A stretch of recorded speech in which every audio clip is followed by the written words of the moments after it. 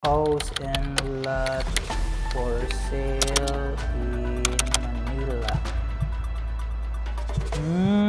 Here, Lamudi, Federland, Property Access PH, Albeo Land, top 4 Google Ads when it comes on this keyword, house and lot for sale in Manila. That's the power of having a Google ad. And alam mo ba, in 2021, online advertising grow by 30% more spending.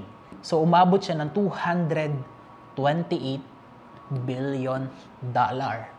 So ibig sabihin, sobrang effective talaga ng mga online advertising compared sa mga traditional way. Kaya sobrang importante na kailangan mong matutunan, maaral mo kung paano nag-work yung Google Ads. So in this video, pag-uusapan natin kung ano yung mga type of video ads na pwede mo magamit at ma-implement sa business, product, or services na i-offer mo online. So pag-usapan natin hindi Facebook ads, hindi TikTok ads, it's all about Google Ads. Bakit ko ito gagawin? Kasi over the next few weeks, we will be launching a brand new Google Ads training para sa inyong lahat. So if you're ready na malaman ito and if you want to be notified sa bago naming training na gagawin, make sure na mag-comment ka sa ibaba ng hashtag Google Ads. Yun lang, okay na yon. So pag-usapan natin Coach G, ano ba itong mga Google Ad types? Makikita mo dito sa likod ko, sinulat ko na ang una na type of Google Ads na madalas nakikita mo to or ginagamit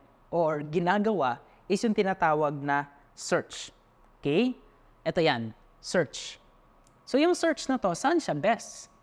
Kung ikaw is meron kang business and then yung business mo nag-o-offer ng services or a product na nakakapag-solve ng problem, best yung search. Example, nag-type ka sa Google and then naghahanap ka ng product na gusto mong bilhin or meron kang problem na gusto mong masolusyonan.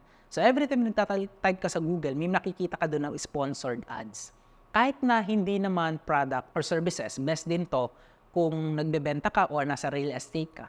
Search ads. Best for promoting links. Okay. Siyempre, promoting links, papunta yun saan? Sa website mo. Promoting links or a search query, papunta dun sa website mo. Next is yung display. Display naman is best to kapag gusto mo ng reach, kumbaga massive reaching awareness. Okay? Or awareness. Kung gusto mong ma-discover sa Google, yung website mo, you need to have a website para magkapag-run ka ng Google Ads, guys. So, gusto mong ma-discover sa maraming mga website, mga platform, best yung display ads. Yun yung mga nakikita mo sa mga iba't ibang website na meron daw Google Ads. Ang tawag doon is display ads. So, next naman is a shopping. Okay, ibig sabihin, shopping, advertising, or selling a product. Kung nagbebenta ka ng product. Kung nagbebenta ka ng, meron kang e-commerce, shopping, Google Shopping. Yun yung pag nag-type ka naman sa Google, nag-type ka ng ganito, ng item na to. I want to buy a portable, let's say, camping tent. Makikita mo sa Google, merong lalabas doon ng mga Google Ads o sa baba na shopping. So pag kinilik mo yon, yun yung Google Shopping. Okay? Top 3, kaya nasa taas siya, na most common na ginagawa ng mga advertisers. So next is ito naman, video ads. Guys, kung di nyo matatanong, yung mga nakikita nyo na video on YouTube is part ng Google Ads. But pwede rin naman yung tawagin na YouTube ads. Pero para makapag-run ka ng YouTube or YouTube ads mo, you need to have a Google ad account. Okay? So ngayon kasi meron ng options to boost, promote a post doon sa YouTube channel mo. But basically, kung gusto mong ma-maximize yung reach ng video, use Google Ads. Makapag-engage sa mga users, use a video. Best din to kung nag-create ka ng awareness sa business or sa brand na sinisimulan mo. Next is app. So basically, promoting app lang yan. So kung meron kang application na gusto mo ng maraming users or new install sa app mo, ayan, so promoting app. So lalabas siya sa iba't ibang platform ng Google Ads Network. So ito naman is discovery is best to kung naghahanap ka ng discovery is ready to buy, finding a new purchase doon sa parang ano siya, parang conversion on ads. But conversion ads, mag-work naman yung conversion dyan, especially shopping, search, display kapag meron kang Google Ads tracking. But basically, yun yung discovery. Next is yung local services. Okay, local services, kapag meron kang local business, getting leads.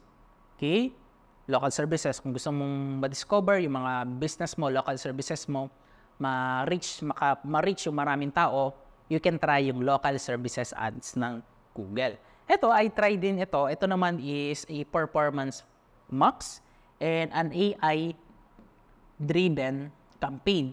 So, performance, ito yung multiple campaign ng Google Ads and i-help ka niya anong best campaign yung i-optimize mo. So, sa una, medyo mag-learning pa yan. Mayroon pa yung learning phase, yung performance na yan. Performance ads, ano yan, marami yan. Ipapakita, makikita ka sa Gmail, makikita ka sa YouTube, makikita ka sa website, baga performance max. Yung best kung massive awareness yung gusto mo talaga.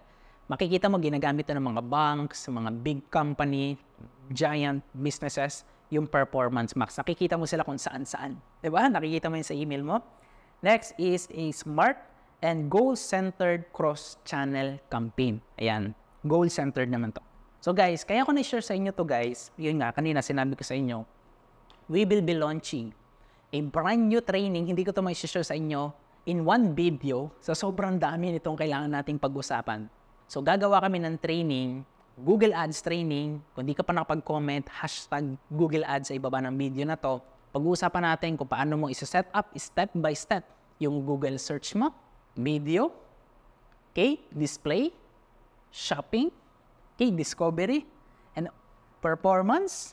Lahat ng kailangan mo kung paano mo gagamitin, mamamaster yung Google Ads. I hope excited ka na malaman ito once we release our brand new training about Google Ads. And I believe makakatulong to sa'yo kung meron kang business na pinopromote ngayon, services na ino-offer, and best kung meron kang mga client na isa-serve at gusto mo silang bigyan ng services about Google Ads. I believe na makakatulong sa'yo yung Google Ads services mo. If you want to reach more customers, more leads, and more sales, try Google Ads. Sobrang effective nito guys.